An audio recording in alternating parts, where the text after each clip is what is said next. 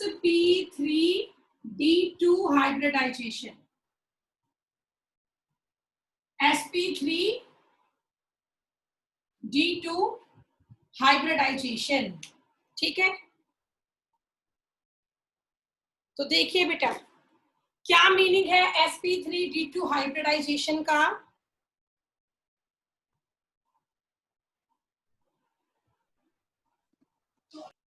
sp3d2 का meaning है 1 orbital of s subshell plus 3 orbital of p subshell plus 2 orbital of d subshell. ठीक है, sp3d2 बेटा कब बनेगी हाइब्रिड स्टेट? जब इंटरमिक्सिंग होगी 1 orbital of s, 3 orbital of p and 2 orbitals of d। जब इनके बीच में इंटरमिक्सिंग होगी तब जाके आपका बनेगा sp3d2 हाइब्रिडाइजेशन। तो यहाँ से एक बड़ा इंपॉर्टेंट क्वेश्चन बनता है, आप सभी को पता है जो d सब शेल है दे कंटेन 5 ऑर्बिटल्स। ठीक है, तो उन 5 ऑर्बिटल में से कौन से 2 यहाँ पे पार्टिसिपेट करेंगे वो आपको देखना है। तो एक तो आपका होगा dx² माइनस वाई स्क्वायर और एक होगा आपका dz²। ये दोनों बेटा आपके पार्टिसिपेट करेंगे, dx² minus Y square and dz²। ये आप सभी मेंशन कर ले यहाँ पे। तो अब हम शुरू करते हैं बेटा। एक ऑर्बिटल तो s का है प्लस 3 ऑर्बिटल p के हैं,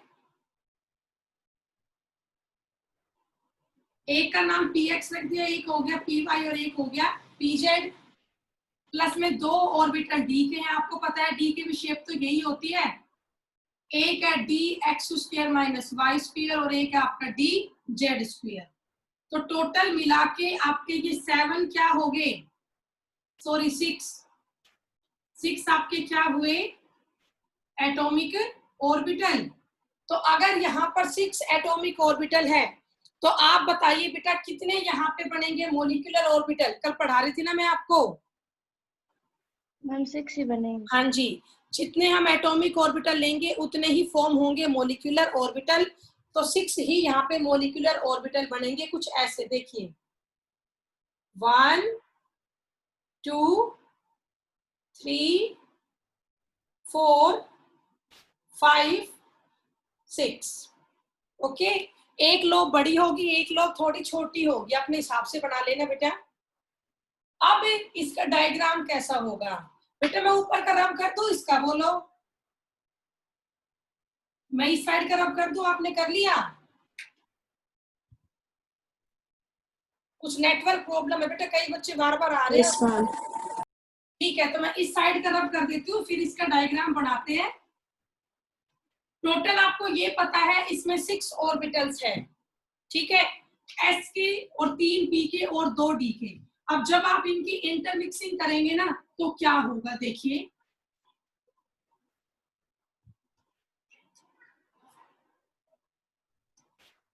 इसका डायग्राम कुछ इस तरीके से ज्योमेट्री होती है इसकी।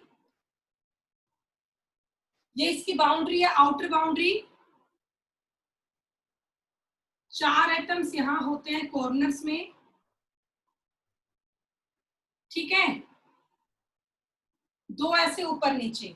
मैं आपको बता दूं कॉर्नर वाले बॉन्ड होते हैं एक्सियल, सॉरी इक्वेटोरियल, और ऊपर नीचे वाले बॉन्ड होते हैं एक्सियल। अभी बताऊंगी मैं आपको आगे ये सब। देखिए आपके पास 6 यहाँ पे बड़ी लोब है, ये पहली होगी 1, ये पहले की छोटी लोब, ये दूसरे की बड़ी लोब, ये दूसरे की छोटी लोब, ये थर्ड की बड़ी लोब होगी, ये फोर्थ, ये फिफ्थ और ये सिक्स्थ। 6 ही यहाँ पे लार्ज लोब है, 6 ही यहाँ पे स्मॉल लोब है।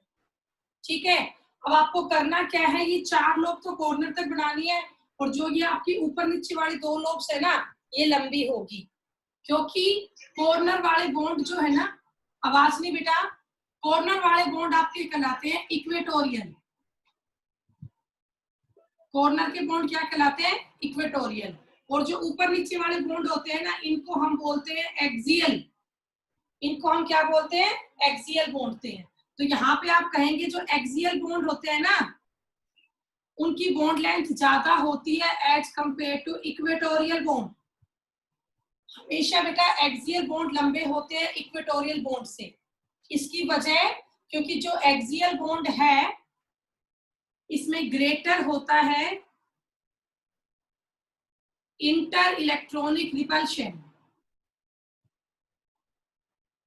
बेटा एक्सियल बॉन्ड में रिपल्शन ज्यादा होती है। आपको पता है अगर रिपल्शन होगी तो बॉन्ड की लेंथ बढ़ेगी। तो एक्सियल बॉन्ड आपके लंबे होते हैं क्योंकि एक्सियल में रिपल्शन ज्यादा होती है as compare to equatorial bond. तो ये जो आपकी ज्योमेट्री है इसका नाम होता है ओक्टाहेड्रल। इसका नाम क्या होता है बेटा? ओक्टाहेड्रल होता है। कर लो सभी इसको, हो गया होगा। और बॉन्ड एंगल यहाँ पे होता है 90 डिग्री का। ये आप लोग जरूर लर्न करें। तो ये आपकी नेक्स्ट टाइप होगी sp3d2 हाइब्रिडाइजेशन। आप लोगों को समझ में आ गया होगा बेटा। कॉर्नर्स वाले बॉन्ड होते हैं इक्वेटोरियल, ऊपर नीचे वाले बॉन्ड होते हैं एक्सियल। इस ज्योमेट्री का नाम है ओक्टाहेड्रल। एक्सियल बॉन्ड की बॉन्ड लेंथ ज्यादा है एज कंपेयर टू इक्वेटोरियल। पता है क्यों है? क्योंकि एक्सियल में ज्यादा होती है इंटर इलेक्ट्रॉनिक रिपल्शन। तो ये टॉपिक हो गया बेटा आपका। रब कर दूं? Yes ma'am. बाकी बॉयज आप लोगों का हो गया? Yes ma'am. ठीक है बेटा। अब नेक्स्ट करें, रब कर देती हूँ इसको मैं।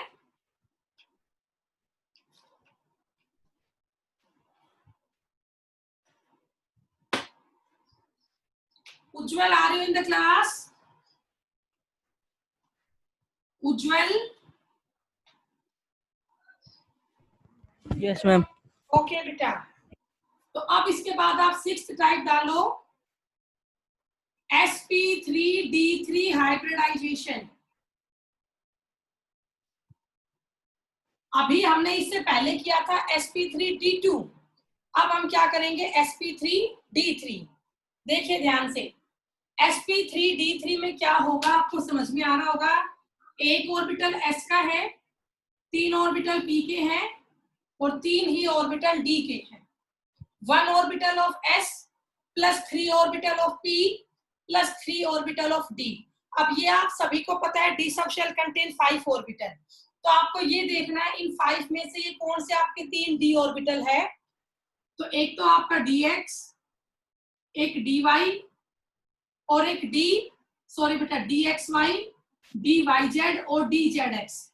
ये 3 आपके यहाँ पे एटॉमिक ऑर्बिटल है, dxy, dyz एंड dzx। इन तीनों की इंटरमिक्सिंग होगी। अब कैसे होगी वो आप लोग देखिए। तो हमने एक तो लिया s का ऑर्बिटल प्लस ये 3 हमने लिए p के ऑर्बिटल 3px। ठीक है, ये बेटा सिंपल लिखो px, py एंड pz। 3 ये आपके p के ऑर्बिटल है, प्लस में फिर आपके 3 ही d के ऑर्बिटल होंगे। नाम क्या क्या होंगे? एक तो होगा dxy, एक होगा dyz और एक होगा dzx। तो टोटल यहाँ बेटा 7 एटॉमिक ऑर्बिटल्स हैं जो आपस में इंटरमिक्सिंग करेंगे। आप सभी कर लें इसको।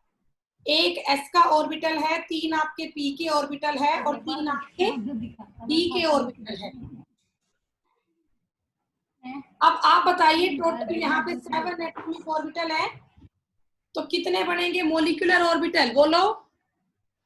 7। खुद बनाओ सभी। आपको पता है कैसे बनेंगे 7? अपने आप करो बेटा सभी, फिर उसकी शेप आपको मैं सिखा दूंगी बाद में। तो आपको पता है कुछ इस तरीके से बनेगा।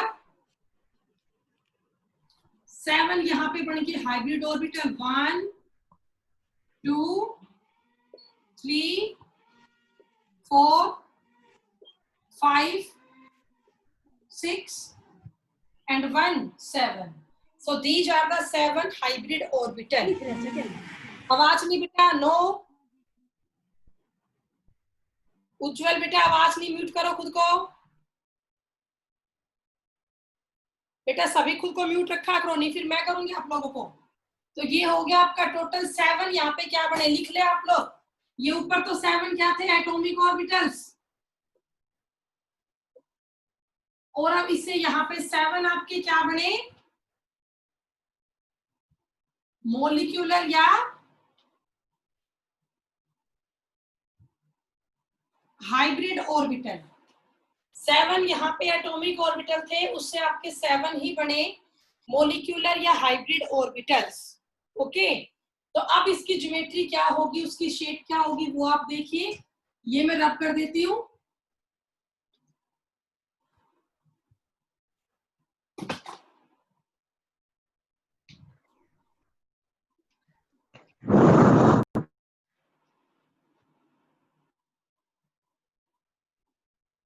देखिए बेटा,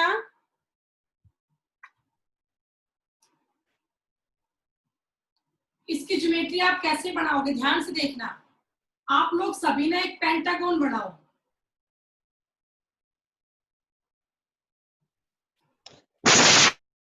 बेटा डिस्टरबेंस नहीं, फिर हम म्यूट ही कर देते हैं आप लोगों को, ठीक है।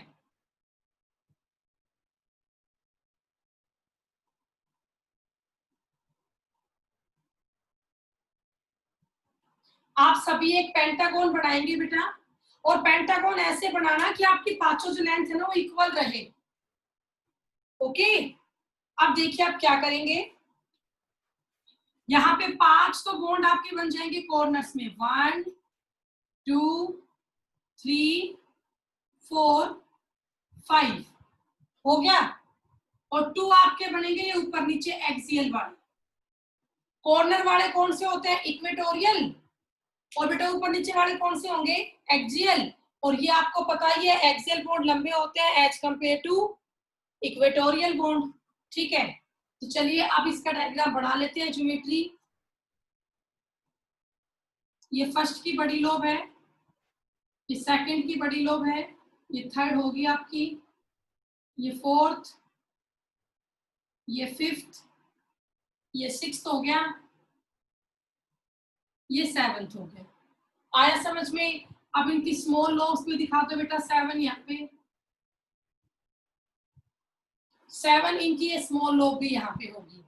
अब इस ज्योमेट्री का नाम क्या है, pentagonal bi pyramidal, pentagonal bi pyramidal, ठीक है।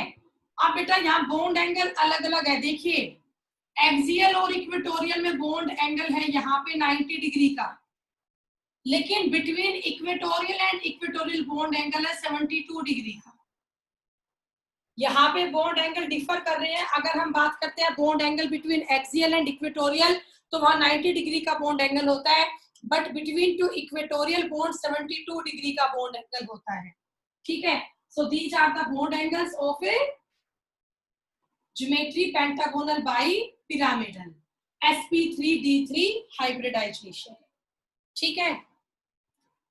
तो बेटा आप सब ये बताओ, आप लोगों को यहां तक का टॉपिक समझ में आया, आप कर लोगे इतना, बोलिए बेटा यहां तक का टॉपिक कर लेंगे आप लोग। अब बोलोगे कैसे, show me your thumb impression. कोई डाउट है तो प्लीज रेज योर हैंड। आशु समझ में नहीं आया बेटा,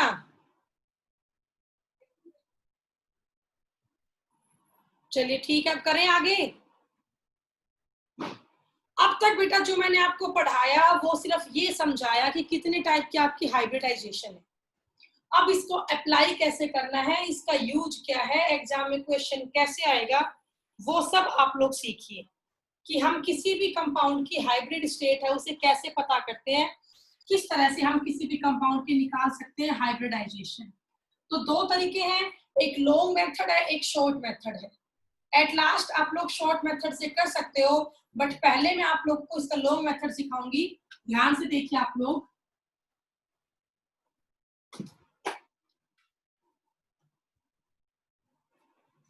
सबसे पहला CH4 molecule, CH4 molecule, methane molecule.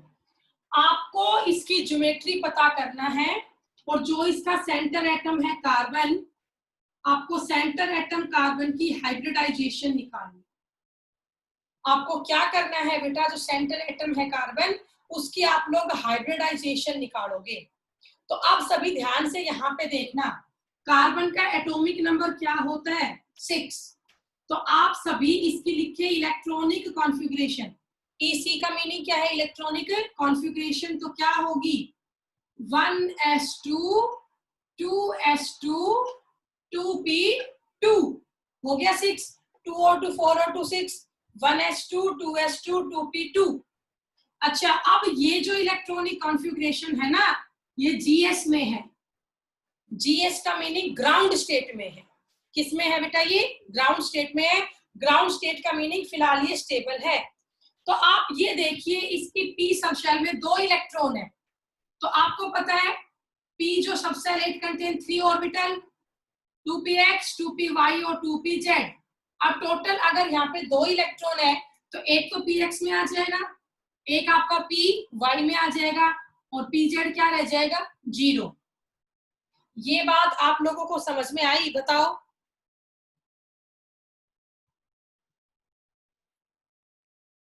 मैं आपको अनम्यूट कर रही हूँ बेटा, बताते रहना साथ साथ मुझे, आप लोग डिस्टरबेंस नहीं आए। अब yes, यहाँ तक आपको समझ में आया मैंने कैसे डिस्ट्रीब्यूशन किया इलेक्ट्रॉन का। 2p में 2 इलेक्ट्रॉन थे बेटा, तो एक तो px में आ गया, एक py में आ गया और वैकेंट यहाँ पे क्या रह गया pz। ठीक है, हो गया। तो ये आपकी पहली स्टेट हुई ग्राउंड स्टेट। अब अगली स्टेप आप देखिए, अगली स्टेप में क्या होगा। ग्राउंड स्टेट का मीनिंग है एनर्जी लो है और स्टेबिलिटी ज्यादा है। अब जो ये एलिमेंट है हम इसको ग्राउंड स्टेट से एक्साइटेड स्टेट में लेके जाएंगे। आउटर का मीनिंग होता है बाहर के 2 ऑर्बिटल। तो ग्राउंड स्टेट की अगर मैं बात करती हूँ, एक तो आपका 2s ऑर्बिटल था, इट कंटेन 2 इलेक्ट्रॉन। उसके बाद एक आपका 2px हो गया, एक 2py है और एक 2p। टोटल 2p में कितने इलेक्ट्रॉन है, फिलहाल 2 इलेक्ट्रॉन है ग्राउंड स्टेट में। अब आप ये देखो, हमें कार्बन से कितने हाइड्रोजन को जोड़ना है। ऊपर देखो आप, हमें कार्बन को कितने हाइड्रोजन से जोड़ना है, बताओ बेटा। 4 हाइड्रोजन से जोड़ना है ना, तो हमारे पास 4 ऑर्बिटल है ना, वो हाफ फील्ड होने चाहिए। तो अब आप देखो 2px तो है, py हाफ फील्ड है। तो अब हम क्या करें, इस कंपाउंड को एक्साइटेड स्टेट में ले जाएं। कहां ले जाएं, एक्साइटेड स्टेट में।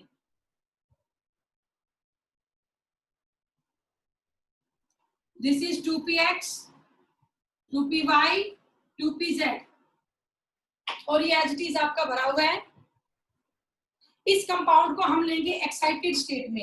एक्साइटेड स्टेट का मीनिंग है हमने इसको एक्स्ट्रा एनर्जी दे दी। अब अगर किसी भी ऑर्बिटल को, किसी भी एटम को एक्स्ट्रा एनर्जी मिलेगी तो वो अपनी ग्राउंड स्टेट से ऊपर चला जाएगा एक्साइटेड स्टेट में। ठीक है, ग्राउंड स्टेट से कहां चला जाएगा, एक्साइटेड स्टेट में। तो उससे क्या होगा आप देखिए, जो ये 2s का एक इलेक्ट्रॉन है ना, ये यहां से निकल के 2pz में चला जाएगा। कहां चला जाएगा 2pz में। तो ये क्या बन गया देखो, पहले 2s में 2 इलेक्ट्रॉन थे, अब 2s में 1 इलेक्ट्रॉन हो गया। ठीक है, एक 2px में आ गया, एक 2py में आ गया और बोलो एक इलेक्ट्रॉन कहां आ जाएगा, अब सब बताओ। 2pz 2pz में। 2pz तो टोटल आप ये देखो बेटा, एक कार्बन के पास 4 हाइड्रोजन है, तो वो 4 हाइड्रोजन उसके कौन कौन से ऑर्बिटल में आएगी, एक s में आएगी और 3 आपकी p में आएगी। तो नाम क्या बना, ये हाइब्रिड स्टेट क्या हुई बेटा, sp3 हाइब्रिडाइजेशन। sp3 हाइब्रिडाइजेशन हमेशा सेंटर एटम की निकलती है हाइब्रिड स्टेट। यहाँ पे सेंटर एटम कार्बन था, तो आप लोग बताइए यहाँ पर कार्बन की हाइब्रिड स्टेट क्या आई, आपको समझ में आया। sp3 yes ma'am sorry sp3 आई। इतना आप लोग कर लेंगे, नोट डाउन हो गया, रब कर लूं मैं इसको, वॉइस बताओ। Yes ma'am. ठीक है, इसको रब कर लेती हूँ, फिर आगे आप लोग देखिए। बेटा अब मैं इस इसको छोड़ रही हूँ, कार्बन की हाइब्रिड स्टेट क्या आई बताओ, sp3 आई। अब तुम में से कितने बच्चों को sp3 का स्ट्रक्चर याद है? देखो sp3 की ज्योमेट्री कुछ ऐसी हुआ करती,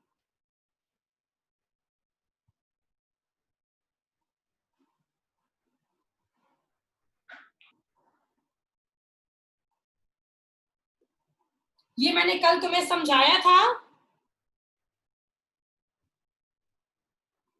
बताओ बेटा कल हमने ये किया था, कौन सी Yes, ma'am. वाली? Tetrahedral. टेट्राहेड्रल बॉन्ड एंगल कितने का है? 109 डिग्री 28 minutes. ये हमने कल किया था। अब इसको मैं थोड़ा सा प्रॉपर खुला खुला बना लेती हूँ और फिर समझाती हूँ, देखिए सब ध्यान से।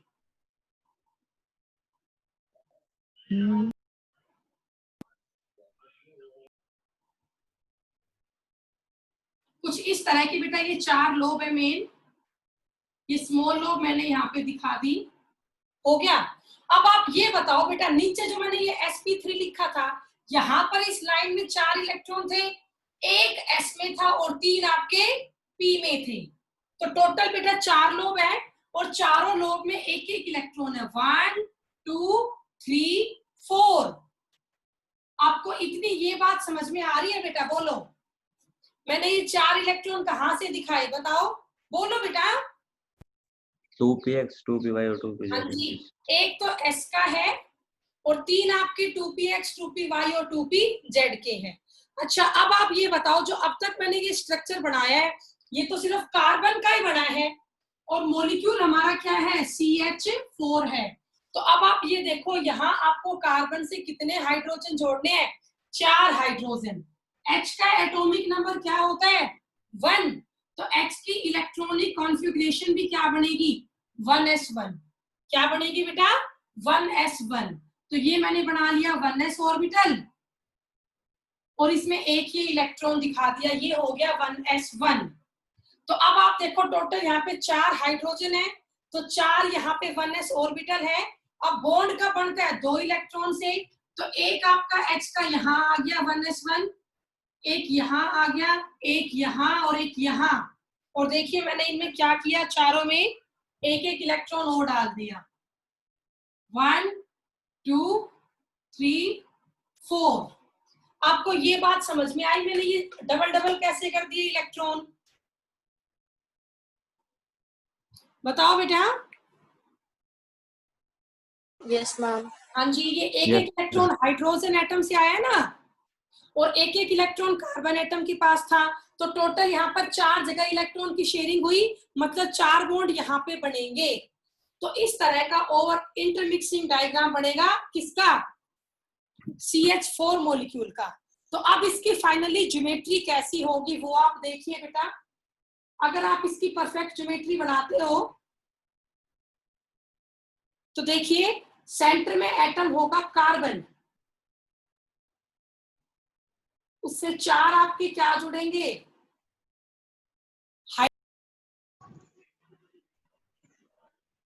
आ गया था।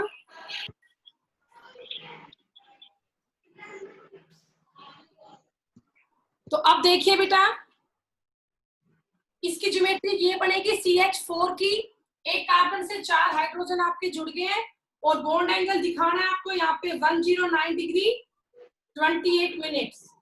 और इस ज्योमेट्री का नाम क्या होगा? टेट्राहेड्रल।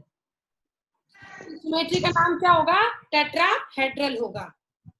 ठीक है, इस तरह से आपको ये करना है। अभी बेटा एक एग्जांपल इसका और हो जाएगा, देखिए ध्यान से, मैं ये रब कर देती हूँ। देखिए नेक्स्ट एग्जांपल है आपका PCl5 का।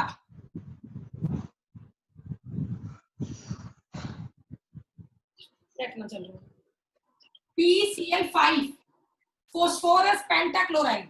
बताइए इसमें सेंटर एटम क्या है? सेंटर एटम क्या है बेटा इसमें? फॉस्फोरस।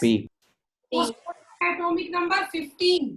सभी कॉन्फ़िगरेशन लिखो, नियोन 3s2 3p3। नियोन आपको पता है 10 होता है, 10O2 12, 12 और 3 15। तो 3p3 को खोल के लिखूंगी तो 3px1, 3py1 और 3pz1। अब सब ध्यान से देखो, ये होती है आउटर 3s। 3s में कितने इलेक्ट्रॉन है? 2। उसके बाद ये आपकी है 3p, 3px, 3py, 3pz, तीनों में एक एक इलेक्ट्रॉन है। अब 3p के बाद आगे क्या वैकेंट पड़ा रहता है बेटा? 3d। 3p के बाद नेक्स्ट क्या होता है? 3d। फिलहाल ये है ग्राउंड स्टेट में। अब आप सब ध्यान से ये देखो, को कमरो है, इट्टा को कमरो है। आवाज नहीं बेटा, तो ये को कमरो है, इट्टा को कमरो है ना।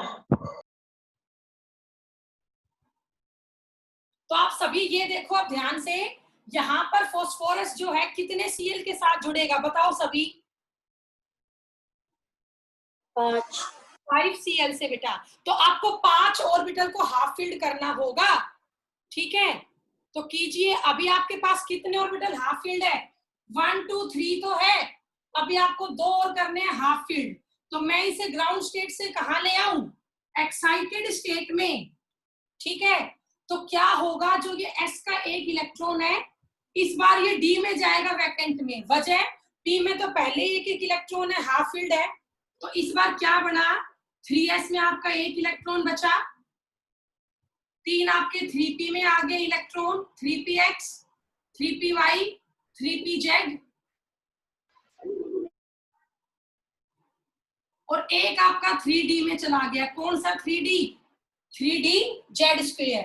तो टोटल आपके पास कितने ऑर्बिटल है वैकेंट? 5 है। एक s में, 3 p में और एक d में। तो इसकी हाइब्रिड स्टेट क्या आई? sp3d। आप लोगों को ये समझ में आया मैंने 3d कहां से लिख दिया? क्योंकि 3p के बाद नेक्स्ट आपका 3d तो आता है। अब बेटा s का इलेक्ट्रॉन p में क्यों नहीं आ पाया? क्योंकि p तो पहले ही हाफ फील्ड था, एक एक इलेक्ट्रॉन पहले से या अनपेयर्ड थे, तो यहाँ तो आने का ऑप्शन था नहीं। तो हमें इलेक्ट्रॉन s का कहाँ भेजना पड़ा? d में भेजना पड़ा। आपको ये बात समझ में आई बेटा? बताओ। ठीक है, तो अब इसको मैं आगे करवाऊं। तो जो आपका सेंटर एटम है फास्फोरस, तो फास्फोरस की यहाँ पे क्या हाइब्रिडाइजेशन आई? sp3d, sp3d, ठीक है? चलिए अब इसके बाद आगे करवाती हूँ आपको। कर दूं बेटा, अपना माइक बंद रखा करो सभी। चमन बंद करो बेटा।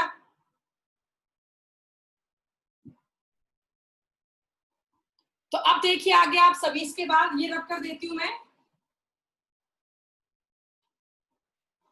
सबसे पहले अब आप फास्फोरस एटम की हाइब्रिड स्टेट आई sp3d, तो इसी का स्ट्रक्चर आप लोग बना लें। कुछ ऐसा स्ट्रक्चर बनेगा, देखिए।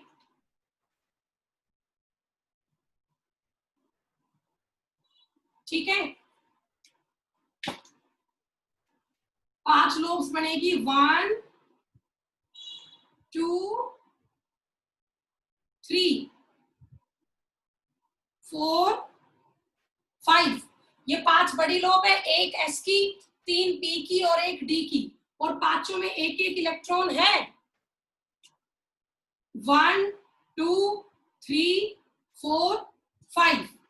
ठीक है बेटा, इसके अलावा आप देखिए 5 यहाँ पे इनकी स्मॉल लोब्स दिखा दो, दिखा दी। तो ये जो सेंटर एटम हुआ फास्फोरस, इसकी हाइब्रिड स्टेट हुई sp3d, sp3d। कर लोगे? अब बेटा इसके बाद आगे आप देखिए, अब फास्फोरस से क्या जोड़ना है? क्लोरीन। पिछले वाले में क्या जोड़ा था? हाइड्रोजन। यहाँ पे क्लोरीन है, तो क्लोरीन का एटॉमिक नंबर क्या होता है सब बताओ? 17। कॉन्फ़िगरेशन क्या होगी? Neon 3s2 3p5। यहां तो इंटरमिक्सिंग हुई और आगे ओवरलैपिंग होगी। 3p में 5 इलेक्ट्रॉन है, ये 3px, ये 3py और ये 3pz। तो यहाँ pz में कितने? अब देखो बेटा, p में 5 इलेक्ट्रॉन है, 1 2 3 4 5। तो px और py तो पूरा भर गया, लेकिन pz में एक ही इलेक्ट्रॉन है। पीजेड में आपका एक ही इलेक्ट्रॉन है। तो बेटा अब मेरी एक बात को ध्यान से सुने, सेंटर एटम जो है फास्फोरस, इसकी हाइब्रिड स्टेट आई sp3d। यहाँ तो इंटरमिक्सिंग होती है, लेकिन जब ये साइड वाले एटम के साथ जुड़ता है तो वहां पे ओवरलैपिंग होती है। ये तो sp3d है, मतलब इंटरमिक्सिंग हो रही है, लेकिन जब ये फास्फोरस यहाँ क्लोरीन से जुड़ेगा तो ओवरलैपिंग होगी। और आपको ओवरलैपिंग की कंडीशन पता है, orbital must be half filled, orbital must be half filled. तो ये आपका हाफ फिल्ड ऑर्बिटल होना चाहिए, ठीक है। तो आप कैसे करोगे बताओ, आपको फास्फोरस से यहाँ 5 क्लोरीन जोड़नी है, इसका मीनिंग है यहाँ पे आप 5 क्लोरीन बना ले। पीजेड की शेप कैसी होती है, डम्बेल शेप,